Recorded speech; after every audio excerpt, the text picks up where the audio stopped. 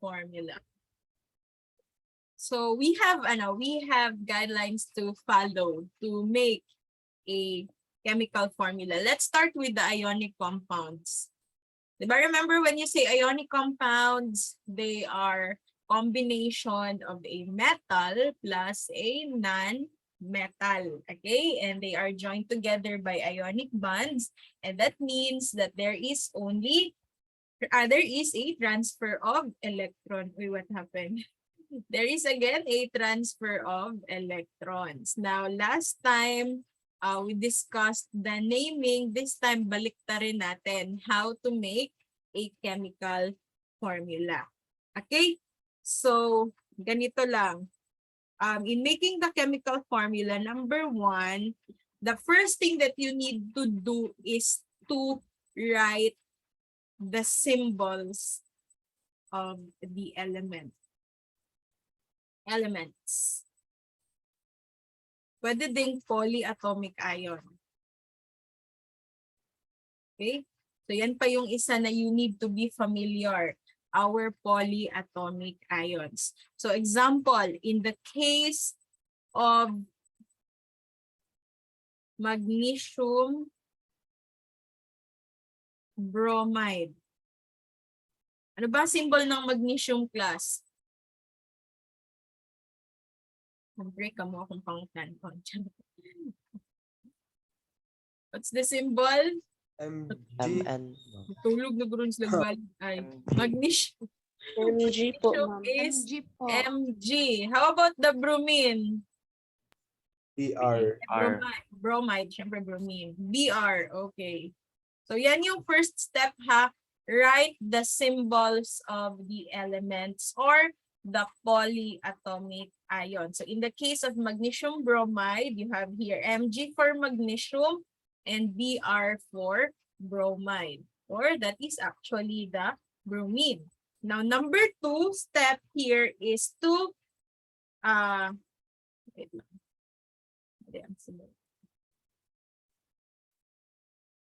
identify the charges, or we call that oxidation state of the elements, or again, a polyatomic ions. Ganyan na lang ha. Pi is polyatomic ion. So let us write it again. Magnesium and then Br. What is the charge of magnesium? Saan siya na-belong in the periodic table? Sa family 2A. The family 2A. So what is the charge of magnesium? Positive 2 po, ma'am. Okay, positive 2. So aside by the way from the atomic weights and atomic number, you will know the charge or the oxidation states of the elements when you know their position in the periodic table.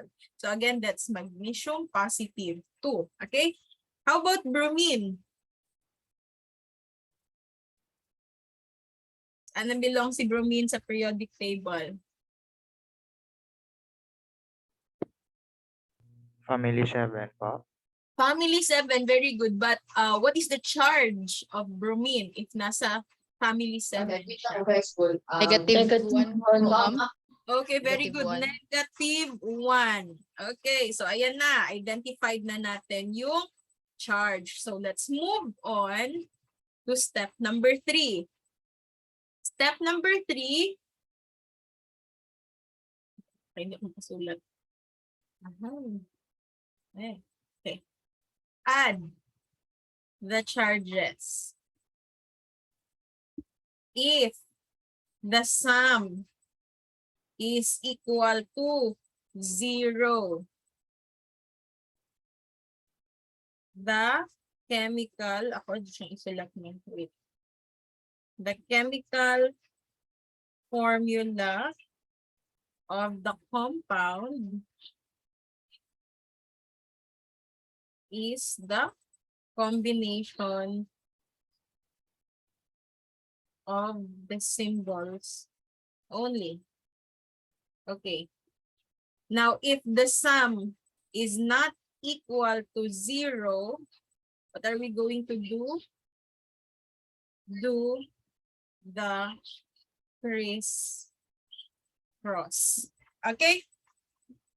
Summarize na natin yan siya. So, ano dong gagawin? I-add natin yung charges. Again, i-add now natin yung charges. Magnesium is positive 2, bromine is negative 1.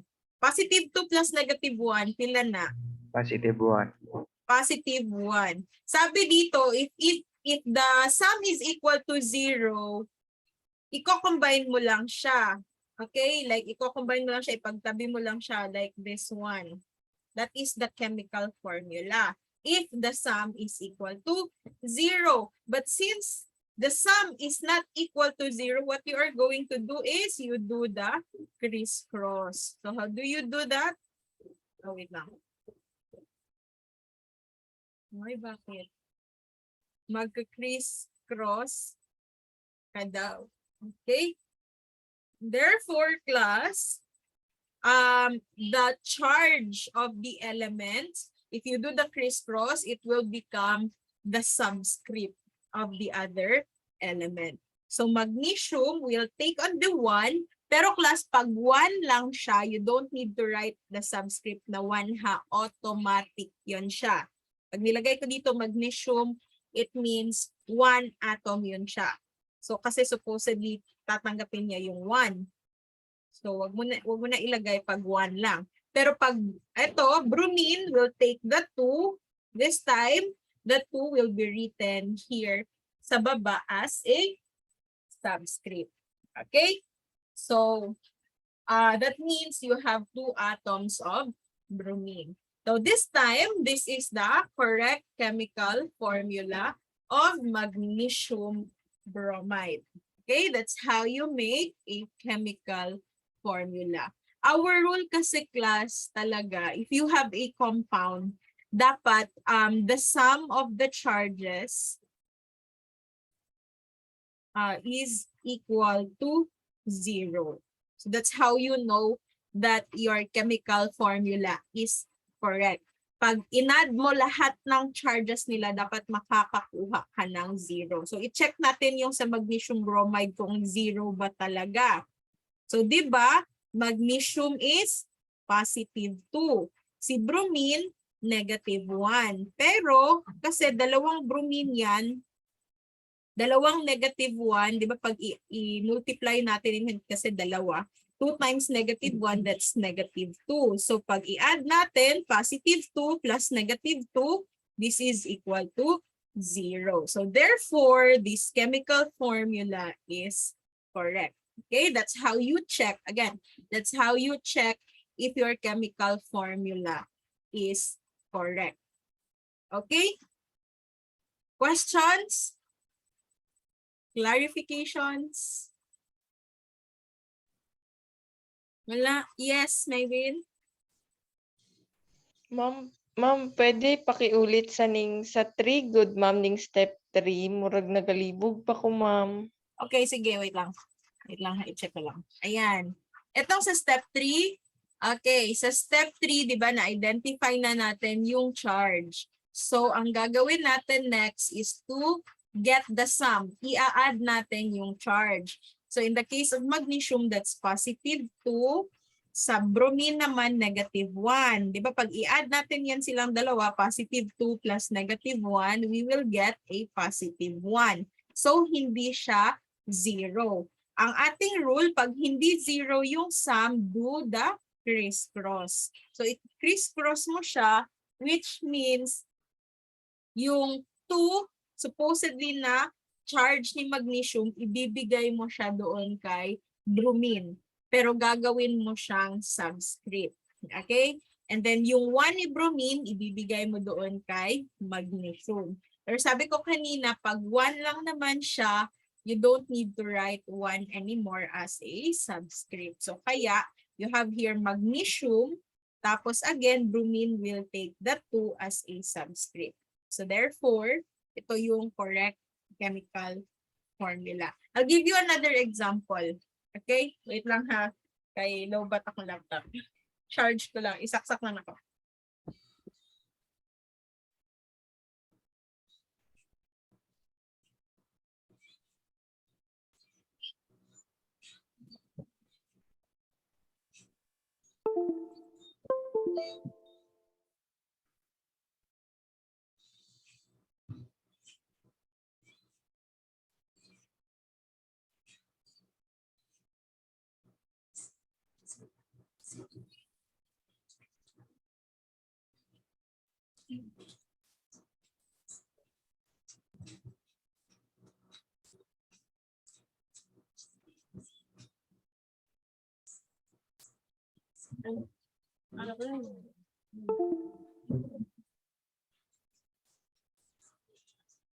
Okay. Sige, let's have another example.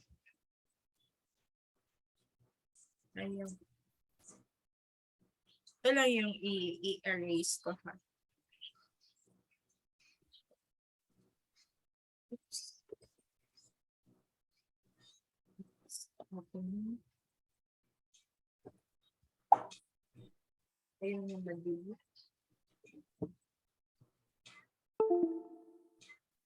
The wires of world.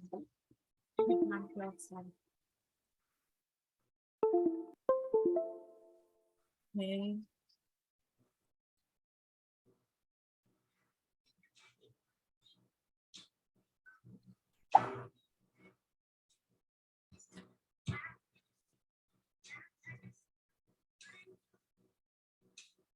Okay, let's have another one.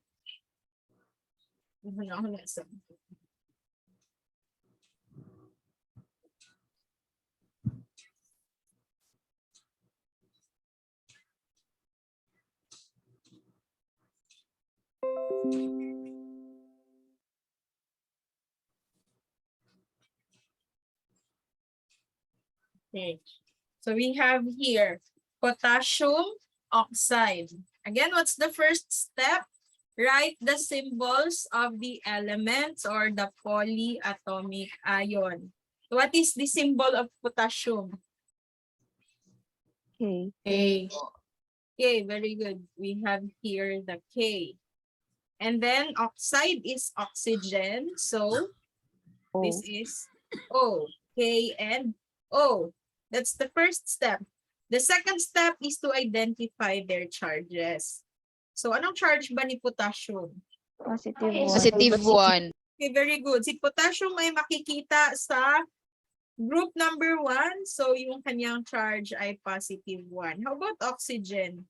Negative 2. Okay. Oxygen is found sa group 6, pero yung 6A. charge niya ay negative 2. Okay? So we have the charges now. This is positive 1, oxygen is negative 2. The next step is to add the charges. So, positive 1 plus negative 2, pila na? Negative 1. Katulugan. Katulugan na kanira. Okay. Again, if we add this one, positive 1 plus negative 2 is negative 1. So, hindi ito siya 0. Ano ang gagawin pag hindi 0? You do the Criss-cross. crisscross. Criss-cross. Okay, you do the crisscross. So, it will look like this. Potassium class will get the 2 here. Gagawin mo siyang subscript. And then oxygen will get the 1 from the potassium. Pero again, sabi ko, pag 1, hindi mo na kailangan ilagay talaga ang 1. So, this time, this is the correct chemical formula of potassium oxide. K2O. Okay? So, ayan na yung answer niya, potassium oxide. Ito kasi yung sa baba, i-check mo lang kung talaga bang tama yung answer mo.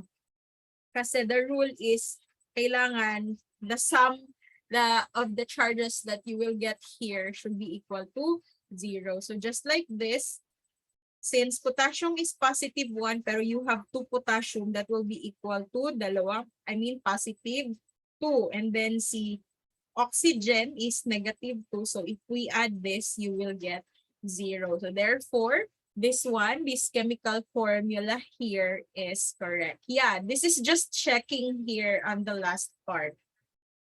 You don't need to really include this one sa checking. It's just for you to check really if your answer is correct or not. Just use this part here to check kung tama ba talaga ang isusulat mo na chemical formula. Okay? Sige, another one.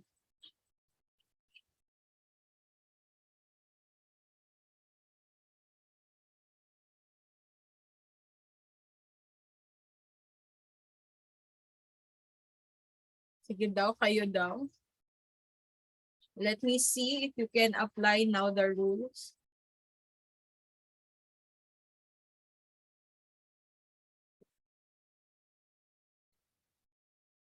Sige, kayo muna. I'll give you time. You can send your answer sa chat box. I-message nyo na lang.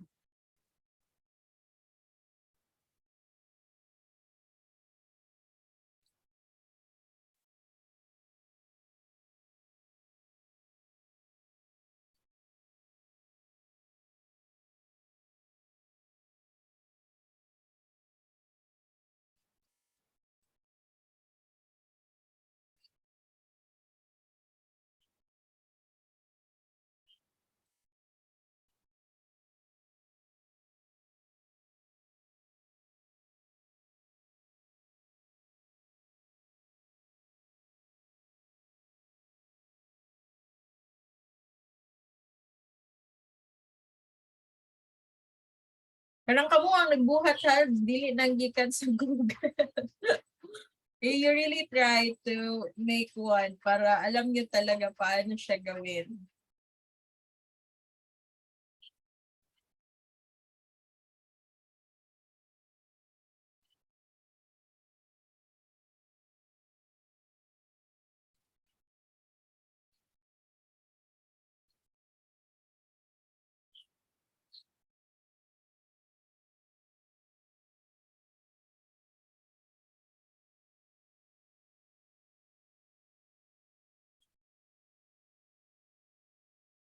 Okay, sige. Okay, sige. Sige. Let's check. So, we have here zinc is Zn, sulfide is sulfur, so this is S. Okay? So, Zn and S. Now, let's look at their charges.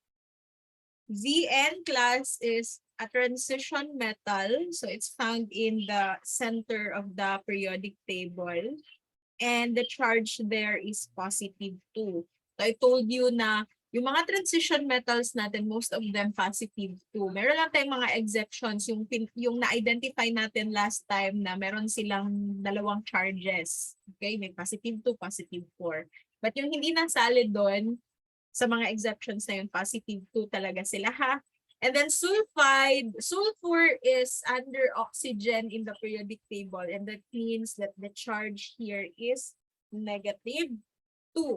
Now, what are we going to do? We are going to add the charges. +2 plus -2 is equal to 0. So since this is 0 class, we don't need to do the crisscross. All we need to do is ipagtabi ang mga symbols. And this is now the correct chemical formula of the zinc sulfide, ZnS. Okay? So, yun lang. That's how easy it is kapag they have the same charge. Wala nang crisscross na magaganap, walang subscript. Ano lang talaga, you just need to combine the symbols. So, you have Z and S. If we are going to check the charges, you will still get this one kasi zinc will always be +2, sulfur is -2, so definitely that is always equal to 0. Okay? Questions? Wala? Mahirap ba? Mahirap gumawa ng chemical formula.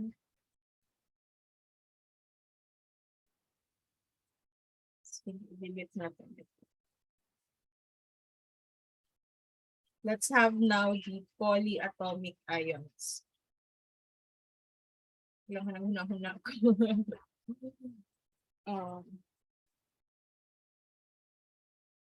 Okay, example.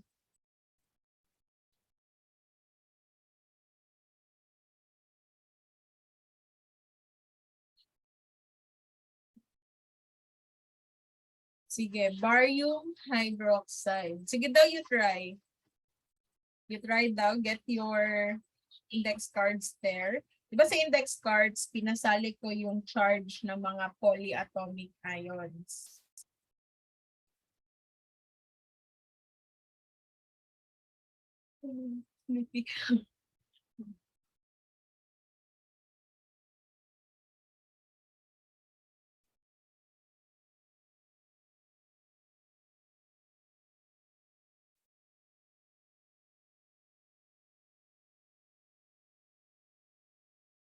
Ayaw mo na.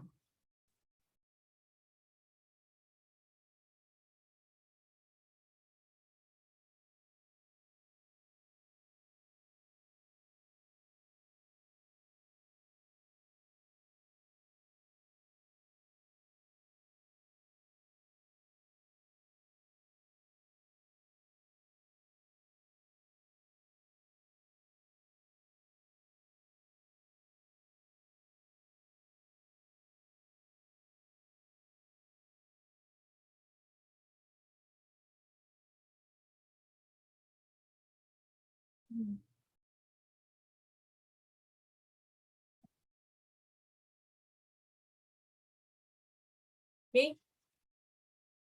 About the others.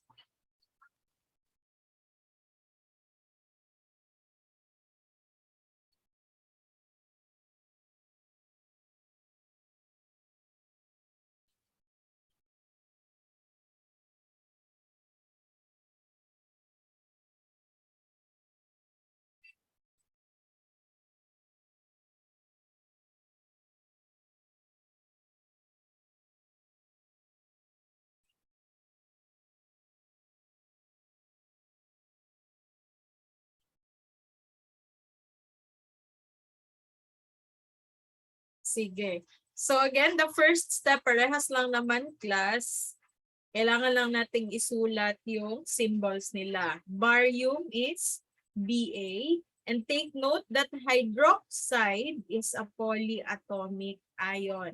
So look at your index cards. Hydroxide class is O and H. Magkasama talaga yan sila ha, O and H. Now for the charge, barium class belongs to group 2 in the periodic table, so that means the charge is positive 2. While OH, take note, is negative 1. That is for the whole OH ha, kasi pag polyatomic ion, they are considered as one entity. So again, isang molecule yan siya, considered as isang molecule. So the negative 1 is for both the O and the H. Now, we have to add the charges.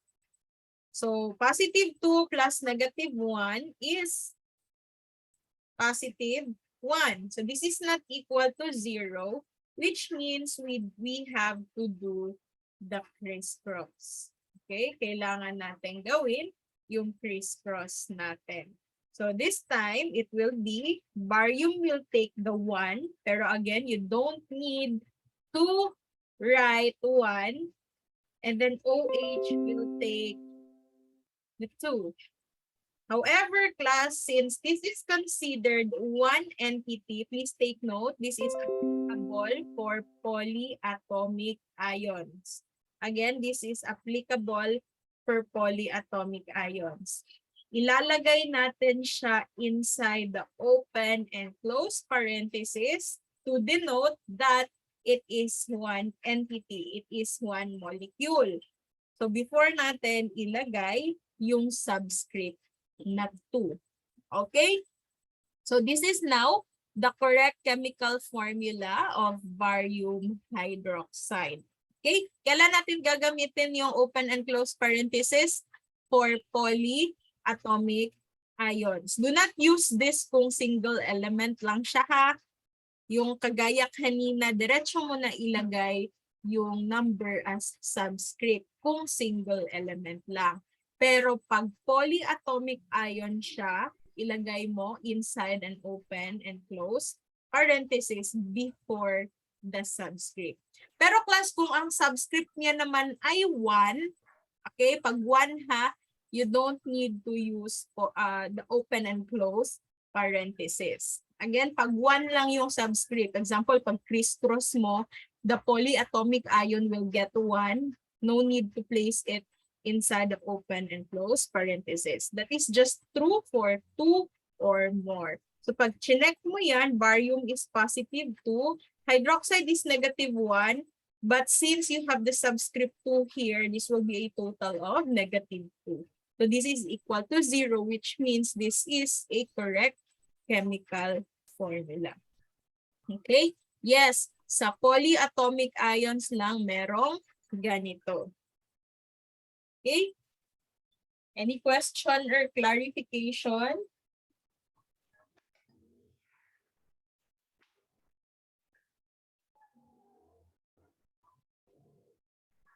Wala? Sure? Sige daw, kayo daw. Let's have the next one.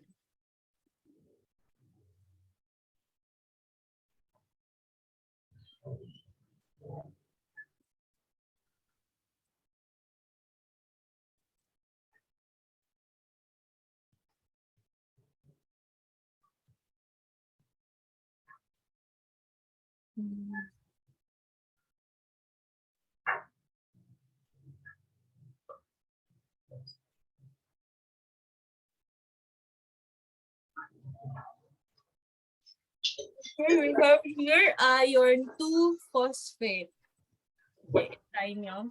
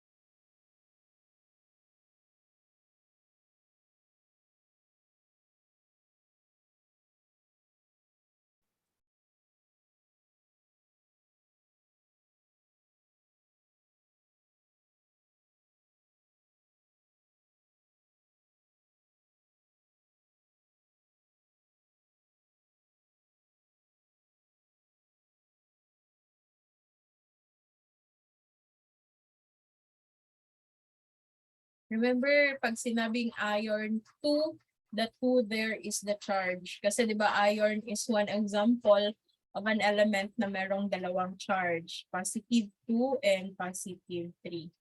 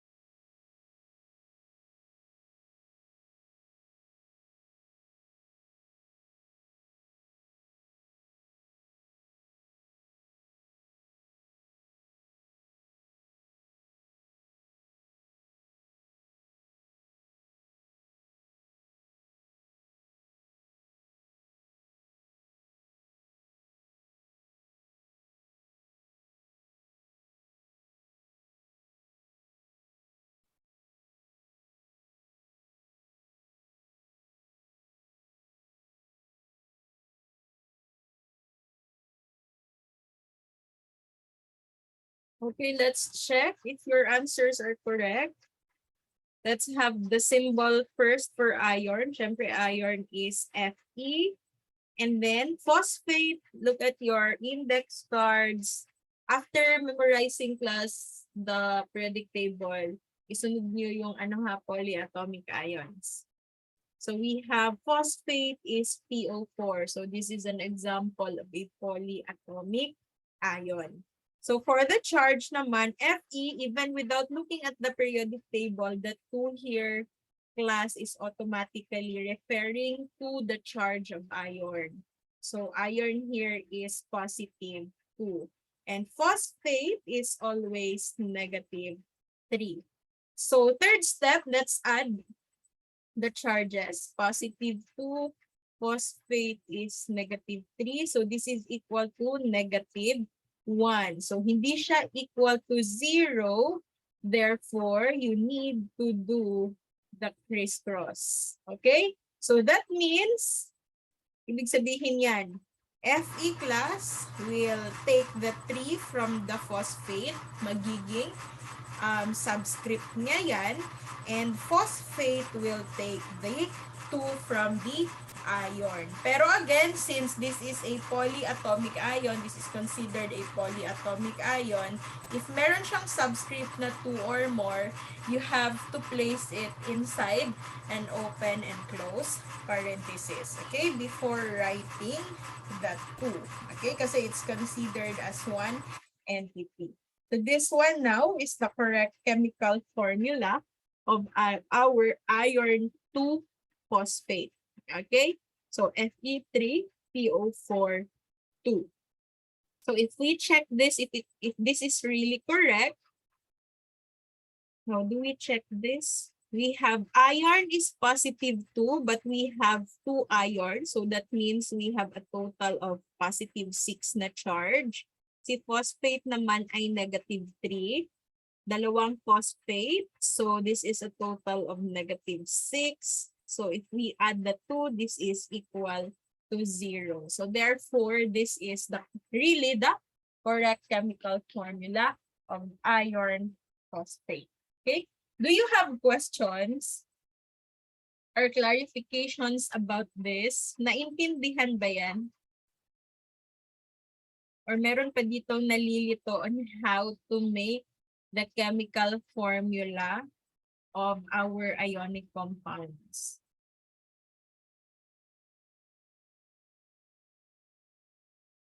Wala na. Silence means walang question. Yes, Aaron.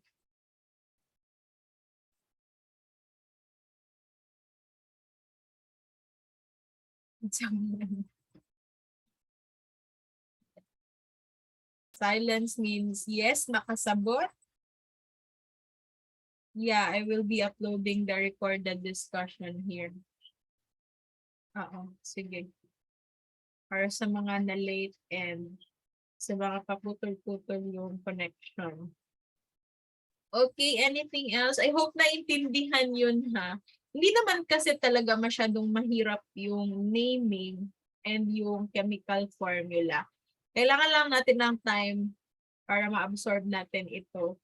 And yung pinaka-importante, alam nyo yung symbols ng elements and their charges. Kaya everything starts with like familiarizing the position of the elements in the periodic table.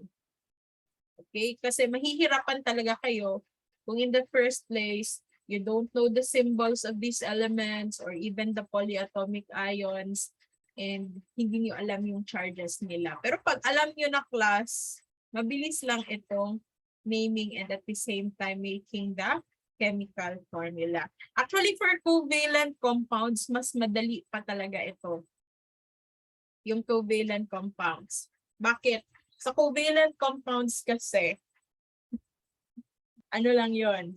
Ganun lang pa rin. Covalent compounds, you just need to write the symbols. Again, dalawang rule lang tayo dito. Write the symbols of the element. And then number 2, the prefix Okay. The prefix of each element will be used as subscript. By the way, yung subscript, yung maliit na number class sa baba ng chemical formula ng element represents the number of atoms. So, kagaya kanina, like K2O, meaning nito, meron siyang 2 atom ng potassium and meron siyang isang atom ng oxygen. Okay? So, example, in the case of carbon dioxide. So, di ba sabi, first na rule is to write the symbol. C for carbon, O for oxygen. Oxide is oxygen. Tapos you use the prefix as the subscript. So since si carbon, wala siyang prefix dyan, automatic, that's 1. Sabi ko kanina, pag 1, you don't need to write 1 here as the subscript. Ito, dioxide. So meron siyang prefix na di. And remember, di means 2. So ilalagay mo siya as subscript. So this is now the chemical formula of carbon dioxide. So again, mas mabilis si covalent compounds. You don't need to look at the charges. You just take note of the prefix used in the element and then yun na yung gagawin nating subscript. Okay? So another example.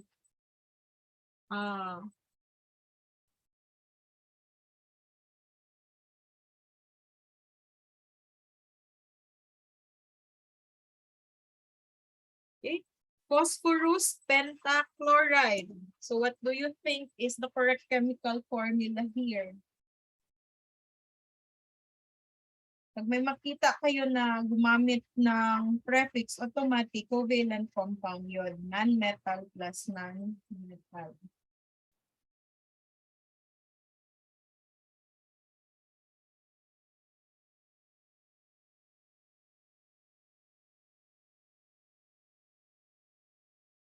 Okay, so again, phosphorus is P, tama? P. And this is chloride, so Cl. Tapos, wala tayong prefix sa phosphorus, so that's automatic 1. But here for chlorine, you have penta. Penta means 5. So this is now the correct chemical formula of phosphorus pentachloride. Okay? So again, mas madali si covalent compounds. Do you have questions about this one? Malalaman mo naman class kung covalent compound kasi una-una you check whether non-metal and non-metal yun. Kalawa, pag nakita nyo yung prefix, automatic. It will really give you class A hint now it's a covalent compound so diretso na ito. Diretso nalagay yung symbol and then the prefix as the subscript. Anything else? Any concern pa sa paggawa ng chemical formula? May gusto kayong i-clarify. Clarify nyo na.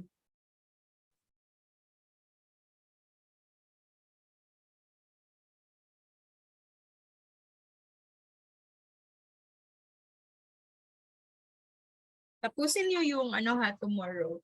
Activity number 3. Tapusin nyo siya tomorrow.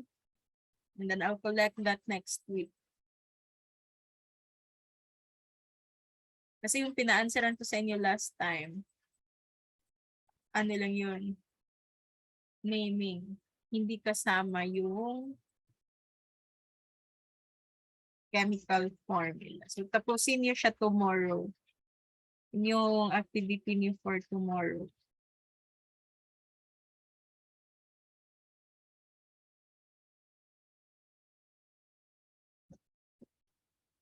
Yeah, activity 3 lang.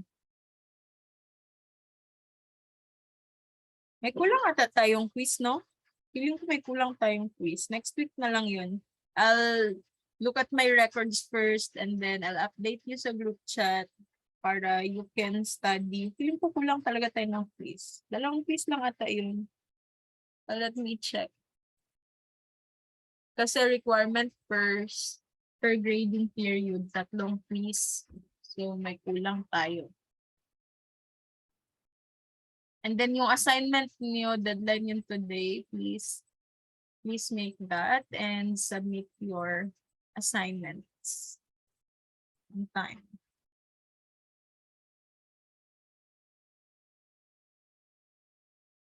Two meetings. Pati binta, tapos tungak. Sige. I think I forgot something about the naming and the chemical formula. Hindi ko ata na-discuss yung acid class. Let's include the acid in our discussion. Yung mga acids natin. Sa acids class, what is notable sa kanila is actually the presence of hydrogen. Okay? Again, we have here the hydrogen. So how do we name them? Ganito yung ating naming ng acid. Number 1, if the acid does not contain oxygen. Okay, again, if the acid does not contain oxygen. Ganito yung format ng naming niya. Hydro, we will be using the prefix hydro plus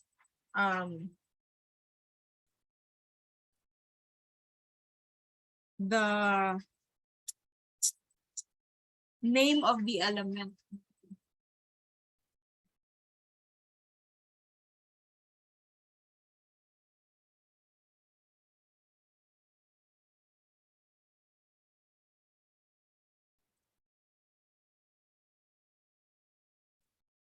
Tulat ko na lang muna.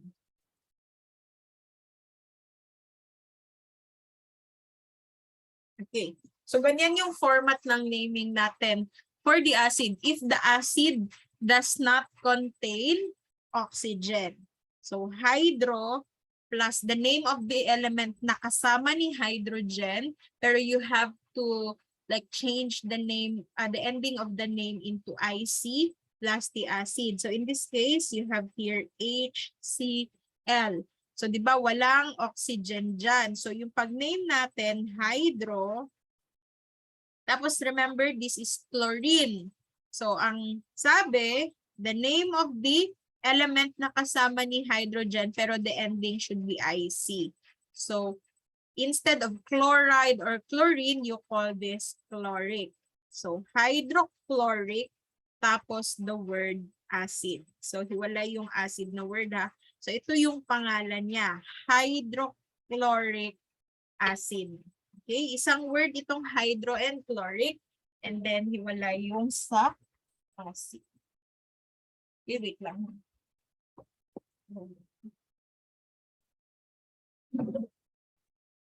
Okay, so another one. This one, HBr. Sige daw.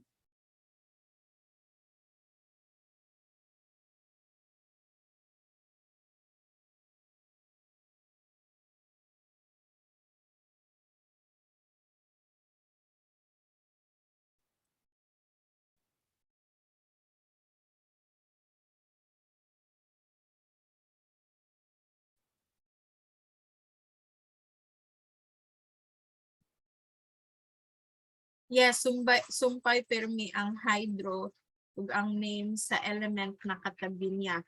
Tapos hiwalay yung word na acid. Okay? So this is hydro and then bromine. Pero ang ending niya ay IC, so you will call this bromic. And then acid. Okay? So hydrobromic acid. Okay? So another one.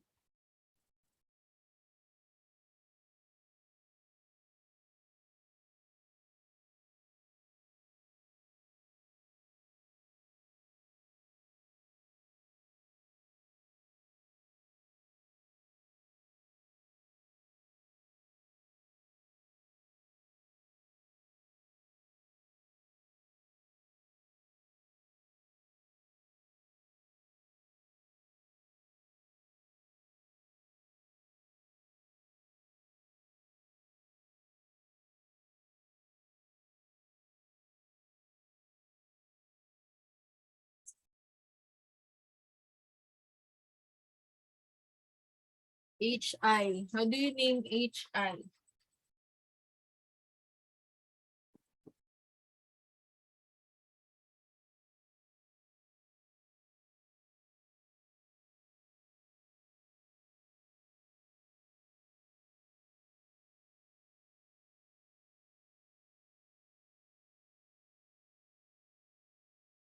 Let's wait for the others.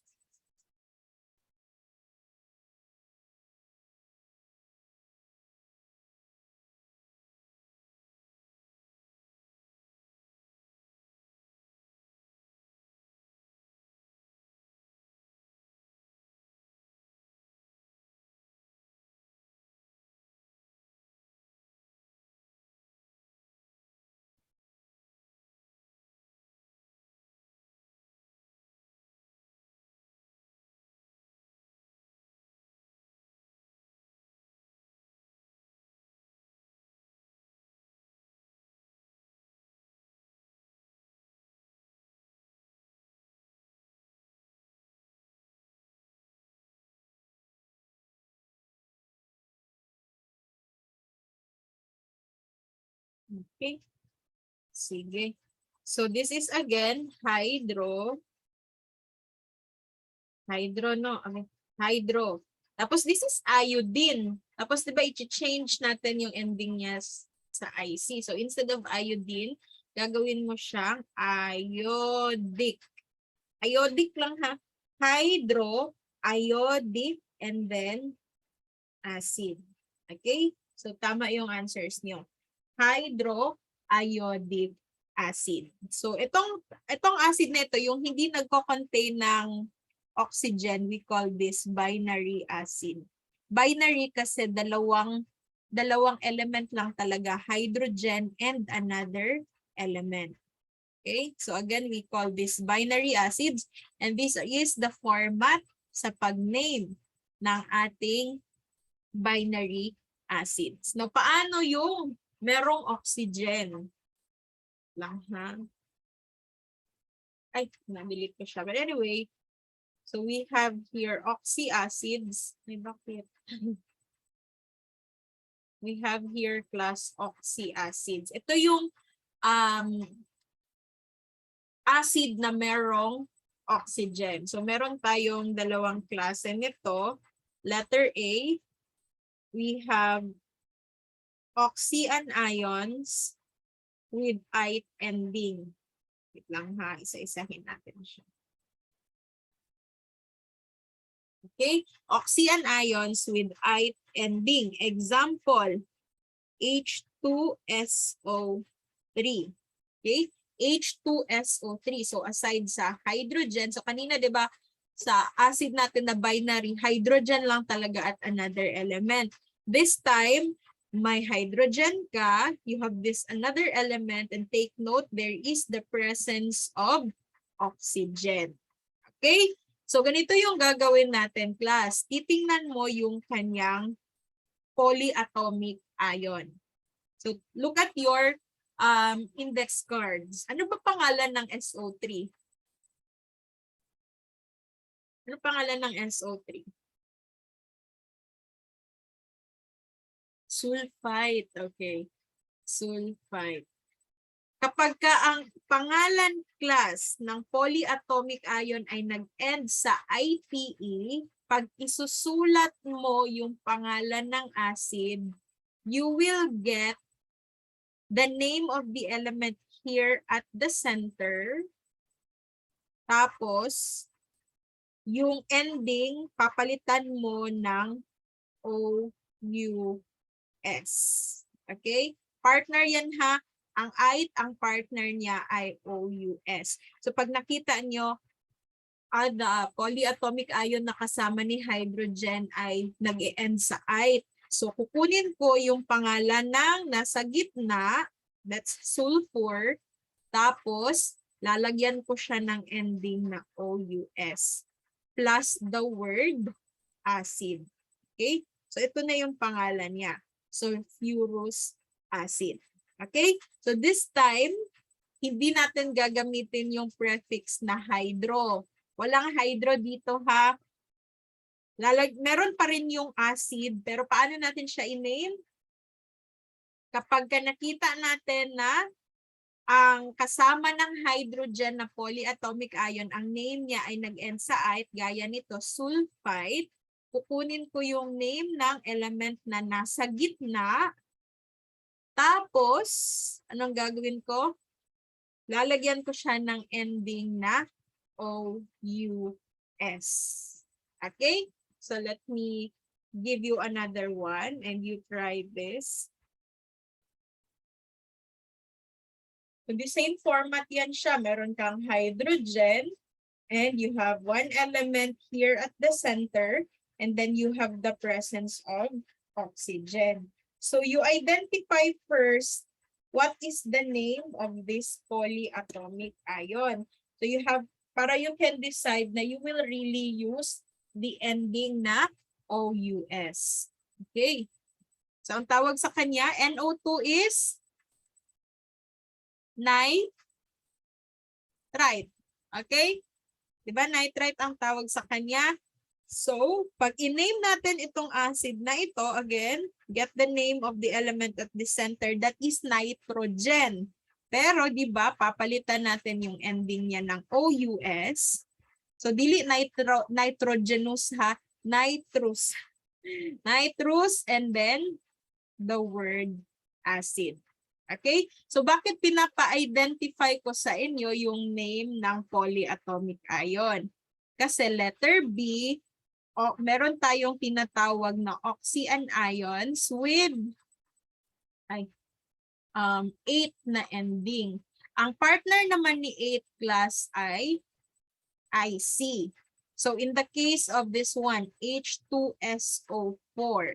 Ito, H2SO3. Ito, H2SO4. Ano ba pangalan ng SO4? Kindly look at your index cards. Anong pangalan ng SO4? Sulfate. Okay, sulfate. Ang sabi dito, pag 8 ang ending, pag i-name mo na siya as acid, yung name of the element at the center ay gagawin mong IC. So, ang name nito class, di ba, this is sulfur. This will be sulfuric acid. Okay? So, again, i-identify nyo muna ha yung name ng polyatomic ion. Depende kasi kung nag-end siya sa ite or sa 8. Kasi pag nag-end siya sa ite, you use this ending for the name of the acid. Pero pag ang name ng polyatomic ion ay nag-end sa 8, you use this ending naman. So in this case, we have here HNO3. Kanina HNO2. Sige, you look at the index cards there. Kung ano ba pangalan ng NO3?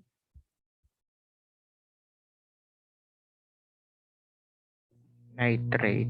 Nitrite. Ay, nitrate po. Nitrate. Okay, so nitrate. So since this is 8, ang partner niya ay IC. So ano yung pangalan ng acid ngayon kung nitrate ito and then papalitan natin yung ending ng IC? Pangalan nito, okay. We have the nitric or the nitric acid. Okay? So yan yung pangalan niya. So how about this one?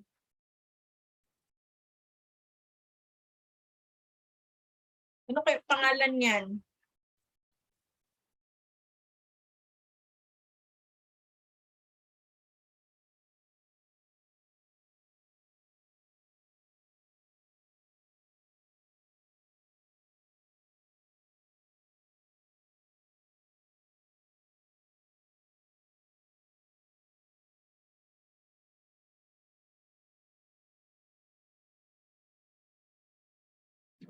Phosphoric acid.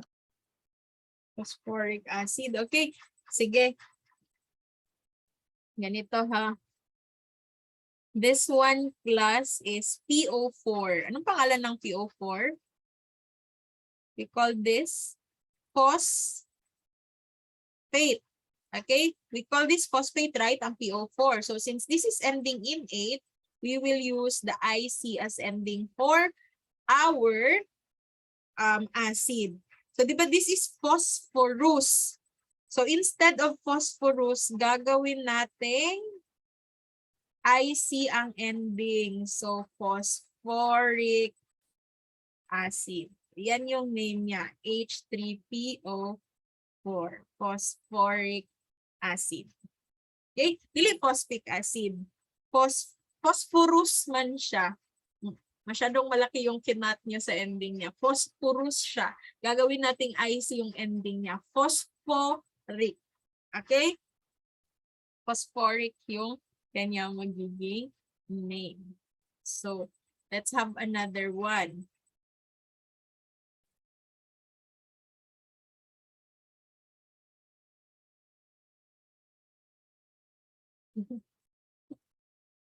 Pero nag-i-exist talaga ito, ha? Ayan. I-name natin silang lahat. Anong pinagkaiba dyan? Ang presence ng oxygen. Tapos, yung iba, magkakaiba sila ng number of atoms ng oxygen. So, paano natin siya i-name? Kanina na-name na natin ito, di ba? This is a binary acid. Paano nga natin i-name yung binary acid? You will be using the prefix hydro. Ano ang pangalan nito? Hydrochloric acid. Okay, and then Cl is chlorine. We will be using the ending IC plus the word Acid. okay? Sige. So paano ito? Marami sila no, iba-iba sila ng number of oxygen. Sige. Ano kaya natin siya i-name? Remember, pag meron siyang oxygen, ano nga yun? Pag 8, depende kung 8 or 8. Ganito class, para hindi kayo malito.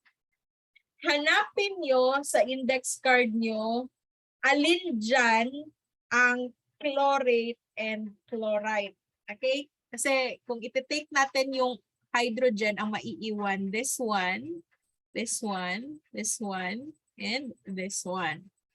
So again, hanapin nyo saan dyan yung chlorate and chloride. ClO ba? ClO2, ClO3, or ClO4? Alin dyan yung... Let's start with the chloride. ClO2. ClO2. Ito yung chloride natin. Paano nga tayo mag-name ng acid kung chloride yung kanyang pangalan? Palitan ng OUS po, ma'am.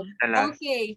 You will have the name of the element at the center and papalitan mo ang ending ng OUS. OUS. So this is what you call the chlorous acid. Okay? Ganyan yung gawin nyo ha. Pag nalito kayo, parehas sila tanan ClO.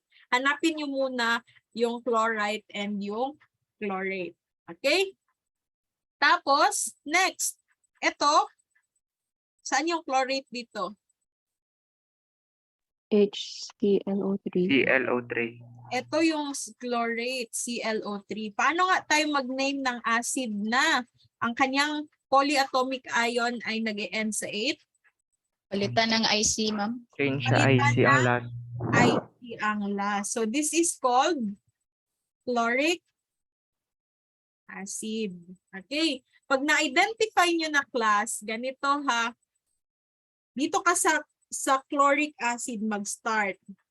3 itong number of oxygen niya. Pag nadagdagan yan siya ng isa, you will use the same name pero mag-a-add ka ng prefix na per. Okay? Again, ito yung ating reference. Chloric acid. Pag nadagdagan yan siya ng isang oxygen, kagaya nito, naging HClO4 na siya, you will use the same name, so you will still use the chloric acid, pero dagdagan mo siya ng prefix na per.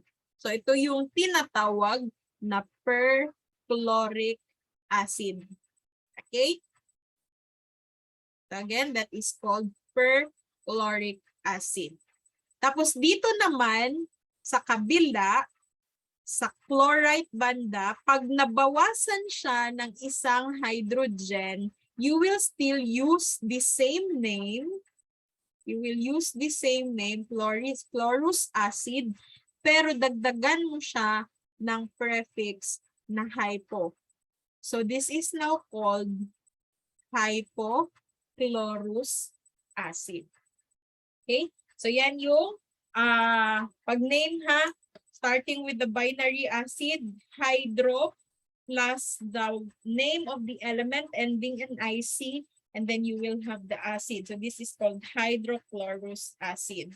Now if you have HClO, HClO2, HClO3, HClO4, para hindi kayo mahirapan, start with identifying saan si chloride and saan si chlorate.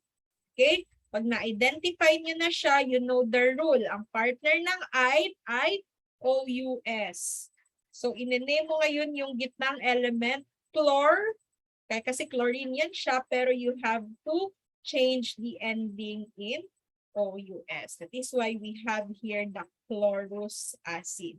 Tapos ito, na-identify natin that ClO3 is the chlorate. So, papalitan mo lang yung ending naman ng IC. So, this is chloric acid. Pag nagdagdagan ng isang oxygen, that's the time you use the same name pero you add a prefix na per. So again, we call this perchloric acid. Dito sa kabila, pag nabawasan ng isang oxygen, again, nabawasan ito, di ba, from HClO2, isang oxygen na lang yung natira, use the same name with the chlorous acid pero add the prefix hypo. Okay? Questions? Wale? Sure. Sige daw, let's have another example. Tapos kayo yung magne-name.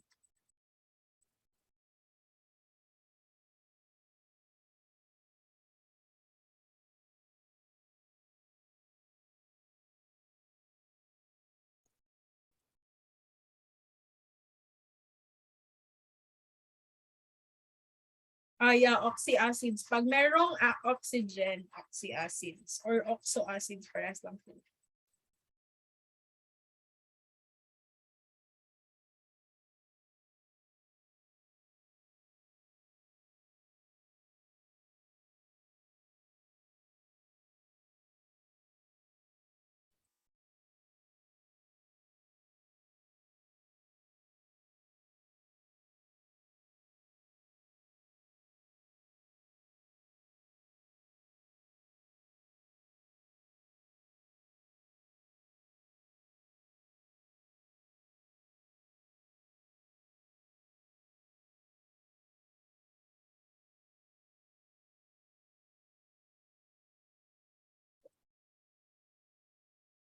I-name nyo na lang muna siya lahat.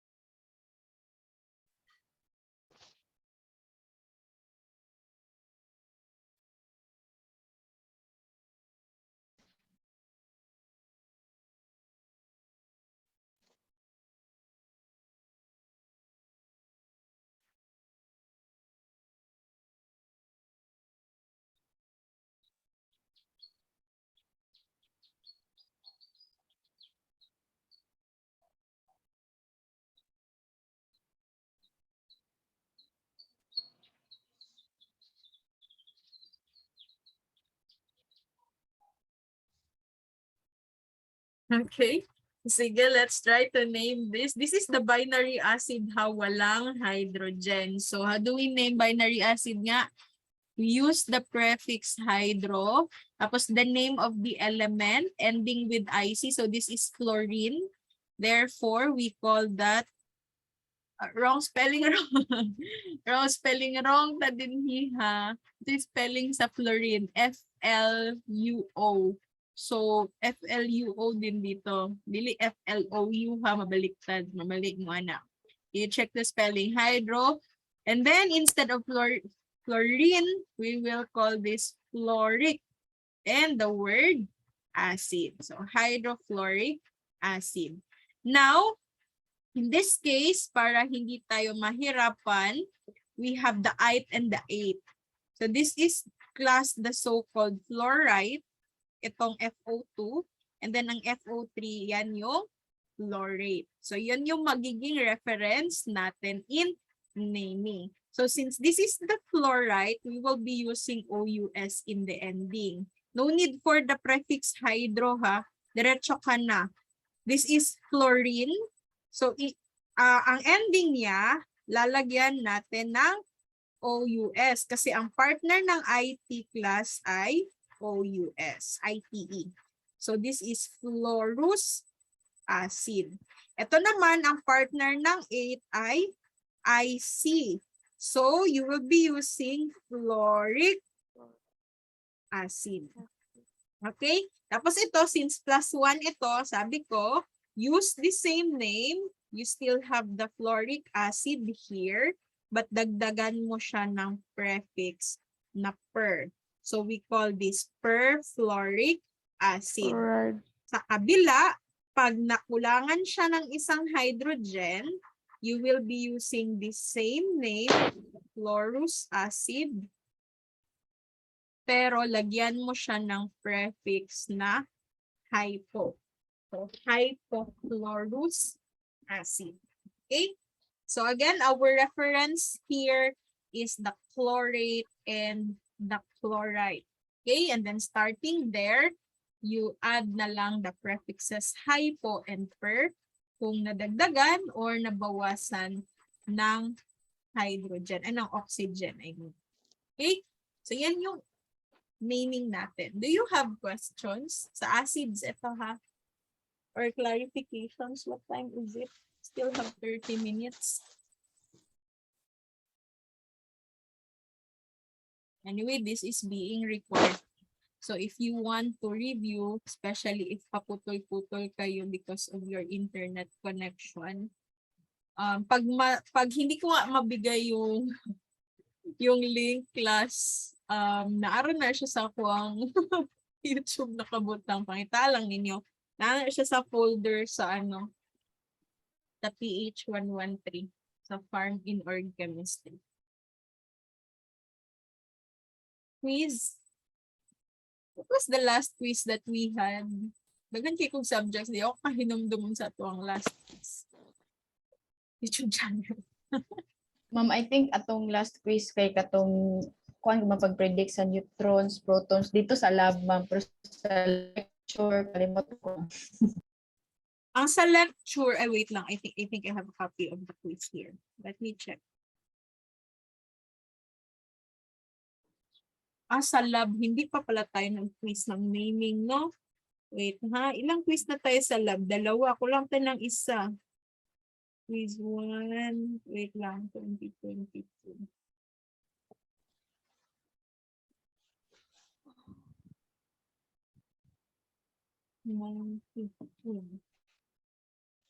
Nag-quiz ako sa inyo una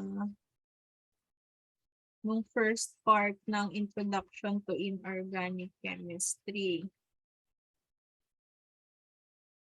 Tapos, ang quiz na next, yung pina-arrange ko sa inyo.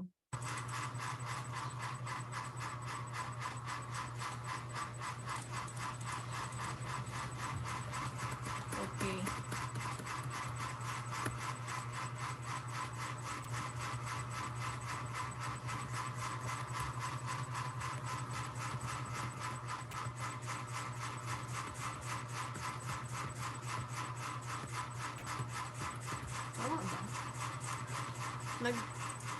Anyway, I'll just inform you. Nasa school kasi yung quiz. Titingnan ko muna tapos inform ko kayo anong coverage ng quiz natin. Pero sa laboratory, I'll be giving you a quiz sa naming o sa pagbuhat o chemical formula.